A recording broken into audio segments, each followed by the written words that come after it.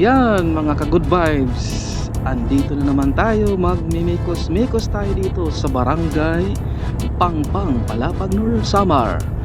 Kasi fiesta po dito sa kanila guys. Kaya shout out po sa mga taga Pangpang. At saka maupay nga patron sa iyo din nga tanan. Nahini lang po sa kain at saka inuman. Kaya andito po tayo yon, medyo maganda yung panahon, maliwalas po at saka timing tayo, napakaganda ng weather ngayon. Kaya tara guys, para makita natin tong barangay na ito, ikutin po natin. Kaya tara guys, halika, kain na.